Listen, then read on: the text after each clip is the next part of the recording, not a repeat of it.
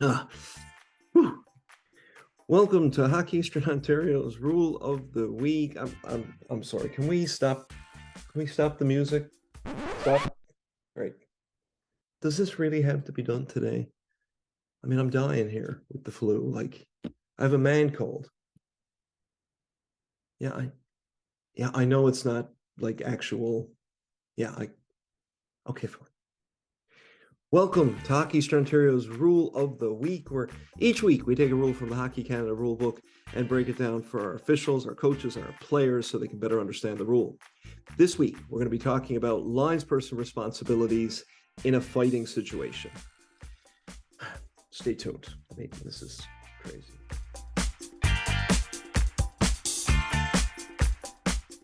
So I assume you'll delete all that stuff there at the beginning. Yeah, you'll be able to cut it to make it look good.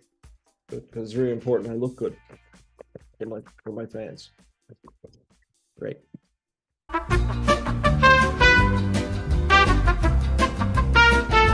Okay, so this week we're going to be talking about linesperson's responsibilities in a fighting situation. So first of all, linespersons have the responsibility to break up and separate players involved in a fight, because it's really important that one player not be able to get an advantage and continue to hit another player while being held or restrained by an official. First thing a linesperson should do always is check around to make sure that there's no equipment in the way or other things that can prevent them from tripping or falling, because for a linesperson, your first responsibility is to your own safety. Secondly, linespersons must always enter a fight together. One linesperson shouldn't be breaking up one fight, and if you have multiple fights on the ice, the other linespersons break up another. The reason we do this is because, number one, it's not safe for the linesperson, but number two, it's not safe for the players, because if you're getting in and holding on to one player, it may allow another player an advantage to sneak in a punch or something like that, so it's unsafe. So a linesperson should not enter a fight until both of them are able to do so.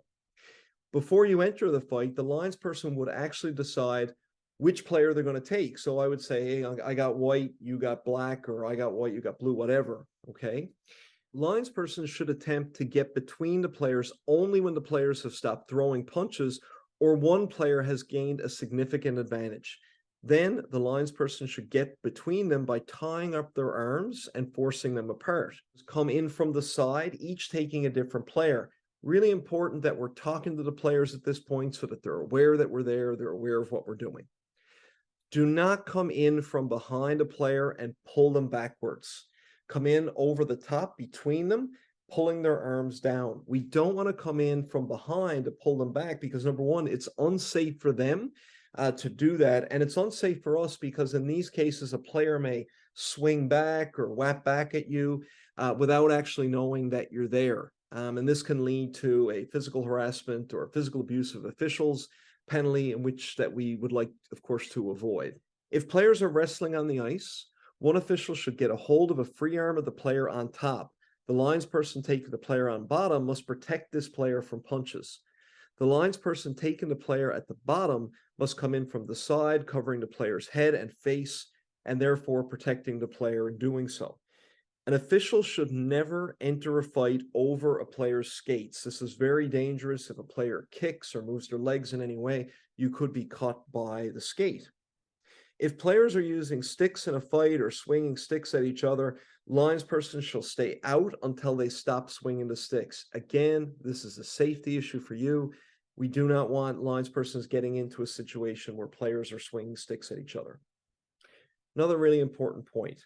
Once players have been separated, it is important for the linespersons to let them go. Okay, so you would be very alert and ready to restrain the players if they try to get away from you. The body position of the linesperson in relation to the two combatants is extremely important. The linesperson shall remain between the players, keeping them apart, and escort them to the penalty bench or exit as directed by the referee. The problem when you hold a player after they've broken out of a fighting situation is that there's a lot of adrenaline going. They're kind of hyped up, and you don't want to be in a situation where you're responsible for holding them back, causing them to push up and push you away. You need to skate with the player, stay with him or her, but you do not need to be holding on to them constantly once you've broken up the altercation. When a fight occurs, it is the linesperson's responsibility to report to the referee any infractions that may occur during the fight, such as headbutting or hair pulling. Be aware of this and report to the referee as necessary. Finally, if you have a line brawl situation where there's 5 fights going on at the ice at the same time, you cannot break up all of these at the same time, and linesperson should not be breaking them up individually. Take one fight at a time, break up the players in each fight, as we've discussed already, take them directly to the penalty box, actually put them in the penalty box, or bring them to the exit and make sure they exit. Then you return together to break up the next fight and so forth, choosing the fight that seems to be the most disadvantaged for one player or the other. You'll find that these fights tend to break up relatively quickly, as players don't really have the adrenaline going to continue that kind of pace for a long period of time. Coaches, parents will sometimes get upset saying you need to break up more of these fights. We can only do what we can do. One at a time, make sure the player is escorted completely off the ice before coming back and dealing with the second or third or fourth altercation. Okay, I'm sorry. I can't keep going. No, I'm not going to do the ending. I'm too tired. I'm too sick. You guys take care of yourself.